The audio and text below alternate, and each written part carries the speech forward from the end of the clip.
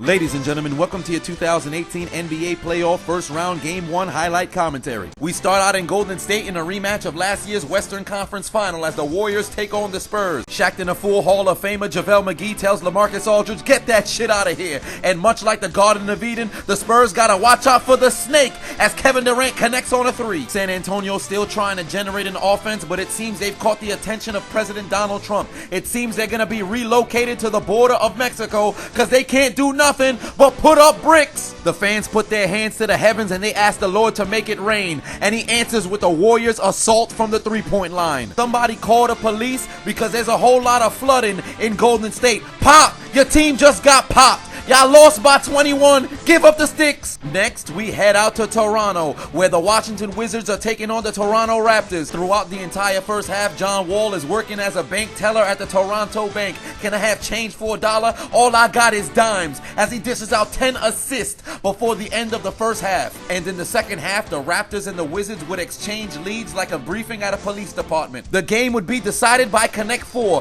DeRozan and Lowry would hit a three for the Wizards. John Wall and Bradley Beal would hit a three, but they could not stop CJ Miles from connecting, and DeLon Wright would connect the fourth three to win the game for the Toronto Raptors, 114-106. We remain in the Eastern Conference, where the Miami Heat were taking donations of international baskets. Here's one from Turkey. I'll give you one from Croatia. Watch out, because here comes Australia. They can't be stopped. A little bit of descendants from the Caucasus Mountains, domestic Caucasian baskets, and I'll give you one more from Italy. Philadelphia turns on the AC and blows out the Heat 130-103. We head out west to Portland, where the Trailblazers are taking on the Pelicans. And on this night, CJ McCollum and Damian Lillard's field goal percentage in the first half are lower than Blac Chyna's dating standards. They would combine to miss more shots than an 87-year-old virgin who died without performing coitus, and combined for 3 points at the end of the first half. In the second half, the Pelicans would begin to pull away as Drew Holiday and Anthony Davis would begin an offensive assault to extend the lead up to 20 points. But Portland would find a way to trailblaze back into this game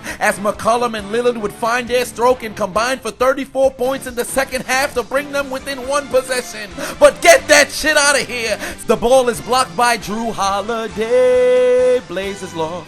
Pelicans won 97-95. They took game one. We go back out to the Eastern Conference, where the Bucks would take on the Celtics in a fourth quarter that displayed more back and forth than epidermis during a porn star skills competition. With the shot clock winding down, Morris would connect on a three, but Malcolm Brogdon says, "Right back at you, pussy." Bang! Ties up the game. 5 seconds left to go. Terry Rozier says, "Can I have this dance?" He shook this man from the east to the west, back to the east, back to the west, knocks down the three, bang, with 0.5 left to go. With 0.5 seconds, the Celtics think they're gonna win. Bang! Three-pointer Chris Middleton. We go into overtime. And the Bucks would release the freak that happens to be Greek, but the Celtics would respond with their rookie Jason Tatum to take a 3-point lead. The Bucks down by 3, desperately needing a free throw. Giannis misses a shot, tries to get his own rebound, and there's a battle for the ball between Rozier and Antetokounmpo. One referee says it's a jump ball, the other overrules him and calls it a foul. Hit the road, Jack, and don't come back. Milwaukee, your ass onto the L train. Hit the road, friend.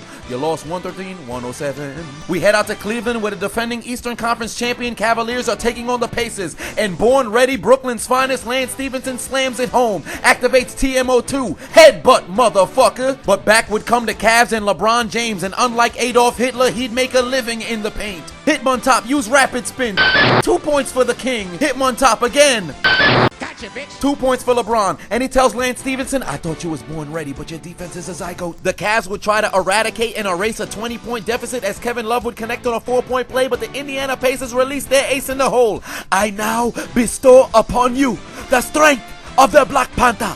Use it wisely." Victor Oladipo has been released in the game, and he's going wild. He would release a barrage of threes and take the W for the Pacers. Is this your king? Taking L's in the first game of the first round for the first time in his career. 98-80, the Cavs fall. Back in the Western Conference, the Oklahoma City Thunder are hosting the Utah Jazz, and Russell Westbrook is dressed like he's auditioning to play the role of a civilian in Grand Theft Auto Vice City. And in the first half, the Oklahoma City Big Three would make some noise. Ringless Melo for 3, Russell Westbrook for the slam, PG 13 for 3. And in the second half, Russell Westbrook would introduce his hand to Ricky Rubio's face as he gets an offensive foul. What did the five fingers say to the face, Rubio? Slap, motherfucker, get out my way. Donovan Mitchell would finish with this spectacular layup, but did it help the Jazz win? Absolutely not. The Thunder released Playoff P. That's his name? Playoff. That's the new name? I'm gonna let Russ answer that one. Playoff P. Damn right that's his name. And Playoff P was making it rain from three. And he tells one Jazz defender, take a seat, young man. Introduced his buttocks to the floor. He introduced it from the east to the west, back to the east, back to the west, and then connected for a three to take a 11-point lead. And Russell Westbrook would connect with Steven Aquaman Adams, and he's dancing to a victory with the Thunder. What you listening to? Some jazz. I think it was in the Lost Files as they fall 116-108. And in our final game of the first round, the Houston Rockets are taking on the Minnesota Timberwolves or Timber Bulls as Derrick Rose connects in the paint. Jimmy Butler hits on a three. Clint Capella says no more rejected Bulls points in our paint. As they run the floor, James Harden's able to find him for the alley-oop to take a 2-point lead. But it's time for the facial hair to take over as James Harden connects on a 4-point play. He tells Derrick Rose, you don't have enough ACLs to guard me. Bang! Slams it in. Then the next possession goes back to the paint. Lays it up with ease. Y'all can't hold me. Fourth quarter, Jamal Crawford would connect on a deep three, but James Harden would come right back off the glass, then connect on another three. Down by 5, Jimmy Butler throws up a desperation shot. It's rebounded by Towns. He puts it in to be down by 3. The ball's inbounded to Chris Paul. He expects to get fouled, but he doesn't. He throws the ball to his championship ring, but nothing is there. It's out of bounds. They turn over the ball. 8 seconds left to go. No timeouts remaining. Jimmy Butler's advancing the ball past half court. They need a 3-point shot, but he puts up a 2. It's airballed and caught by Wiggins, but much like Waka Flocka Flame, he's got no hands. Goes out of bounds. They lose the ball and the game as the Rockets win 104-101. For the Spurs, Wizards, Heat, Trailblazers, Bucks, Cavs, Jazz, and Timberwolves, take out your Metro card and get aboard the L train. I have to deal with this motherfucker for how many more games? Fuck my life.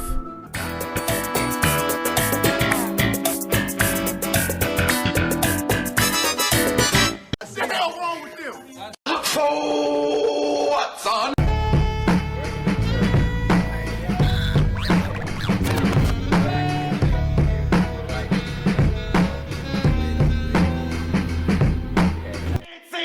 Nancy, put your motherfucking head back down.